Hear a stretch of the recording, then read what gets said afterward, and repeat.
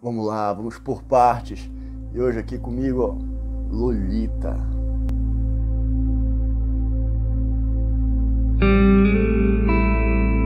Lolita, luz de minha vida, labareda em minha carne, minha alma, minha lama.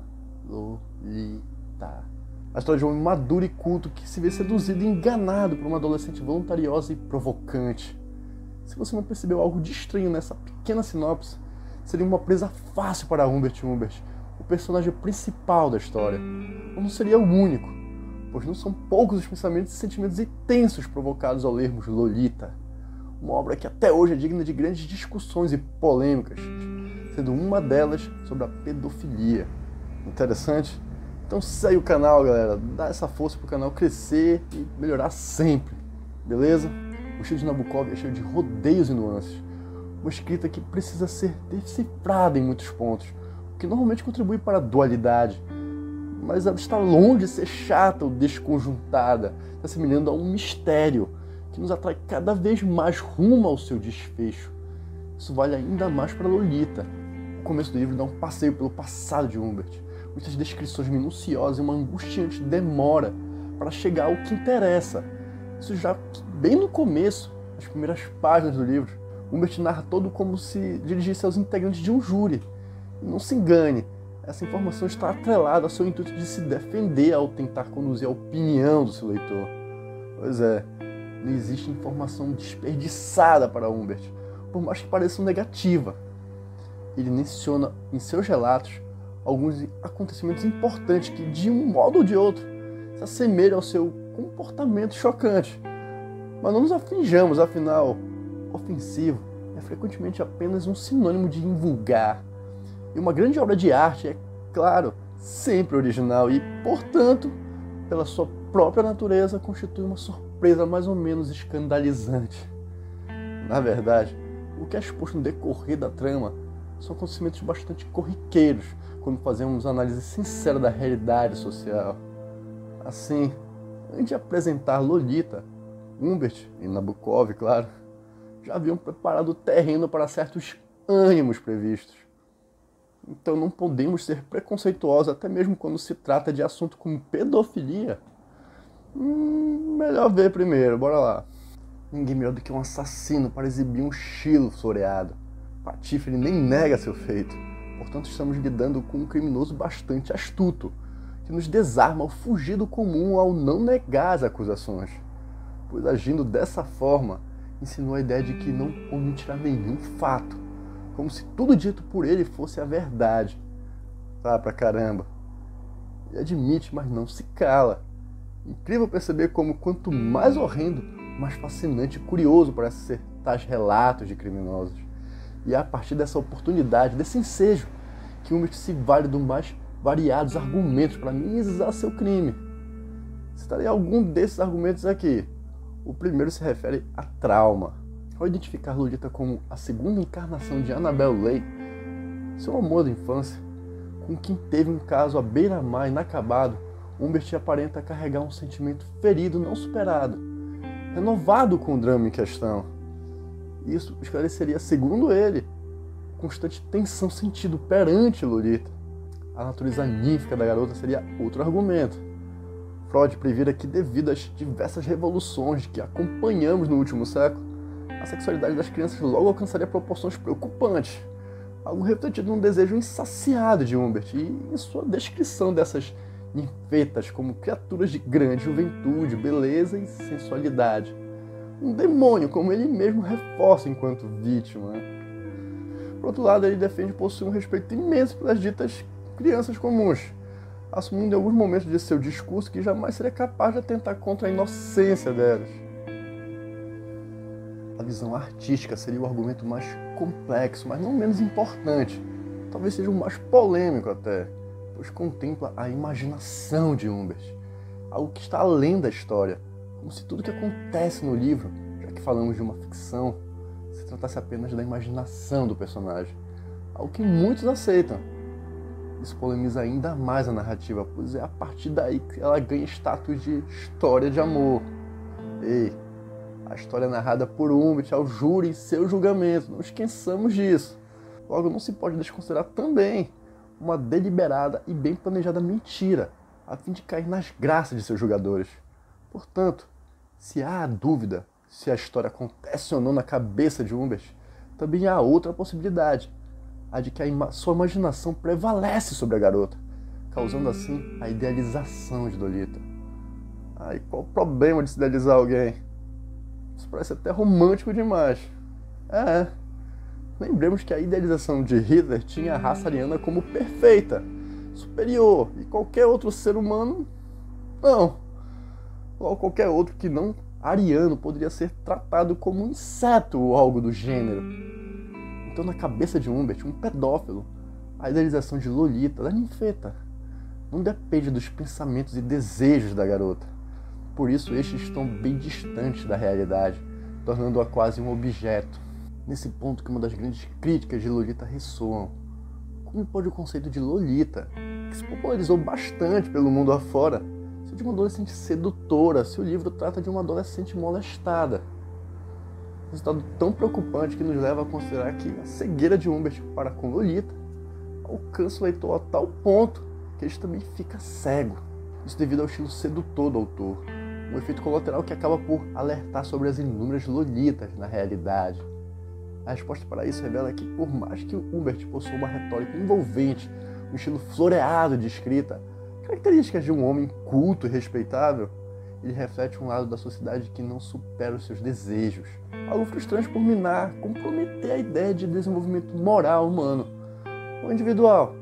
Ao mesmo tempo que Lolita reflete pelo seu vocabulário comum, uma garota corriqueira e voluntariosa, até meio chatinha, como o próprio Humbert transmite várias vezes, o que está longe de colocá-la no patamar de antagonista. Então, um personagem supostamente charmoso e claramente poderoso libera seu egocentrismo em um personagem mais fraco. É isso aí. E além disso, expõe a situação como a de vítima. Um vitimismo que vai custar a honra de uma criança de 12 anos. O trecho analisado começa com uma discussão entre mãe e filha, uma manhã antes da missa. Lolita, irritada, frustrada por cancelar um piquenique, decide não acompanhar a mãe, ficando assim sozinha com Humbert, que é inquilino na casa da garota. Uma cena que flerta com a perda da inocência por Lolita comer uma maçã ao caminhar para a sala.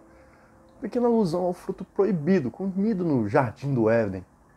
Enquanto que Humbert finge ler uma revista ao esperar sua presa sentada no sofá. Então, Humbert começa. Desejo que os meus doutos leitores participem na cena que vou repetir. Desejo que analisem todos os seus pormenores e vejam com seus próprios olhos como é cuidadoso e casto todo o doce e embriagador evento. Quando encarado com aquilo que meu advogado chamou, uma conversa particular que tivemos, compreensão imparcial, advogar suas visões convenientes. Enfim, a cena por si só, como ele menciona, seria mal interpretada por qualquer um, mas Humbert procura desviar essa má atenção de seus interlocutores se baseando numa percepção seletiva, uma situação em que o ouvinte percebe a situação de acordo com seus interesses ou motivações externas, atentando a outra possibilidade que não a de abuso. O ambiente é bem familiar.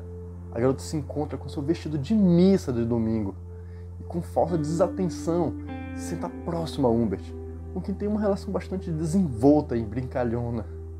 A narração de Humbert do momento é quase espetaculosa, fazendo uma apresentação bastante atenta aos detalhes. Ele apanha a maçã da garota, ela se debruça sobre ele para recuperá-la, os dois disputam, ela apanha a revista de Humbert, etc, etc. Ambos desempenham uma cena que se confunde na imaginação dos espectadores, ainda mais na de Humbert, que, valente de sua retórica, a descreve dessa forma. Ato contínuo, uma fingida tentativa para recuperar a revista. Lolita atirou-se toda para cima de mim. Agarrei-lhe no pulso delgado e ossudo. A revista escorregou para o chão como uma ave assustada. Contorcendo o braço, ela libertou-se, recuou e deixou-se tombar no canto direito do sofá. Então, com absoluta simplicidade, a impudente criança atravessou as pernas sobre o meu colo. Ele ensinou a malícia cuidadosamente nos gestos e atitudes de Lolita. E aqui começa a polêmica. Humbert fica excitado e começa a se esfregar nela, se masturbar mesmo. evitando constantemente o conhecimento da garota por meio de diversas distrações, fazendo movimentos que disfarcem ao mesmo tempo incentivem a Lolita a permanecer ali. Até que no meio de todo esse desembaraço e infusão, ela pula para o colo dele ao jogar a maçã na lareira atrás dele. O próprio Humbert declara que a essa altura ele se encontrava num estado de excitação que beirava a insanidade. E ele ainda espera compreensão imparcial dessa forma. Claro, Humbert revela sua sagacidade novamente aqui. Ele sabe que a raiva, o asco, ou seja lá mais o que for de qualquer um, estaria a ponto de explodir ao imaginar essa cena. Mas é justamente por esse sentimento ser tão evidente e forte que ele deve ser ignorado. Isso para não deixar de agir com racionalidade. Assim, passamos a desconfiar dos nossos próprios julgamentos, que, pela raiva, seriam precipitados. Para reforçar isso, ainda tenho que mencionar que Humbert, de certa forma, consegue suprimir suas vontades a não se deixar perceber por Lolita. Assim, Humbert leva a polêmica para outro nível. Ele diz que Lolita foi solipsada. De solipsismo. Essa palavra foi muito bem escolhida, pois é como se só estivessem envolvidos naquele momento o eu de Humbert e suas sensações, sendo os outros entes, seres humanos e objetos, como partícipes da unicamente pensante. Algo bem filosófico. Eita, que viagem, né? Então, a grosso modo, é como se naquele momento Humbert estivesse numa Matrix e tudo o que ele fez, seu gozo, não atingisse a garota, fizesse só parte da sua imaginação. Pois é, mas isso é bem comum, né? E atira a primeira pedra quem nunca recorreu à imaginação para conseguir essas recompensas. Será que me entendem? Mas epa, peraí. Pensar nessas coisas realmente é bastante complicado, tanto que nos desviamos da outra possibilidade. Lembra qual é? A garota estava lá. Além disso, entregar sua fraqueza, sua masturbação é vergonhoso e por isso toda a possibilidade de simulacro parece verdade, já que normalmente não se revela tais práticas, a não ser que a verdade fosse muito pior. Afinal, violar uma criança com a mente, apesar de repulsivo, não se compara com violar com o pênis. Provavelmente muitos estejam condenando também Nabokov por essa verdade. Não é possível negar defeitos escondendo a evidência de que eles existem. No final da cena, no momento que Lolita está no colo de Humbert, antes do gozo, ele cantarola uma música em tons desafinados. Mas ele não está nem aí para a música, para seu desafino, mas sim se disfarça seus gemidos de prazer. Mas não é só isso. Música tem o poder de guiar ou manipular nossos sentimentos. Para entender melhor, basta tentar imaginar uma festa sem música. Por isso, a música é conveniente a Humbert em sua tentativa de nos convencer de sua boa vontade. Ou seja, mais uma vez ele confunde o leitor com sua prosa. Ele confunde atos, ele brinca, ele canta, ele se masturba entre as pernas da Lolita, ou não, já que ela foi solipsada. E a letra da música diz: jamais esqueço aquele beijo, ó minha carne, minha carninha, ao som do velho realejo, quando eu era teu e tu eras só minha. Mas depois foram tantas agonias, tantas traições, tamanha dor, que se hoje acabo com seus dias, só o faço minha carne, por amor. Pelo jeito sacou a 32 automática e meteu uma bala na cabeça da bandida. Deu pra se perceber o vitimismo aqui. Uma previsão do desfecho violento em que a história culminará. Contudo, nesse ponto, o leitor não sabe quem o narrador matou ainda, mas deveria suspeitar das intenções de Humbert, que não tem nada a ver com amor problemático, pelo menos não até ali, como diz a letra da canção. Apesar da confusão, Lolita não deixa de promover uma autorreflexão. Levanta questionamentos que nenhuma mentira interior esconde nós mesmos. E ainda tem muita coisa ainda pela frente. Se gostou, deixe o seu like, faça um comentário, se inscreva no canal. E se está interessado em como trabalhar essa análise numa relação para o Enem, entre os meus filhos no meu Instagram. Um abraço e até.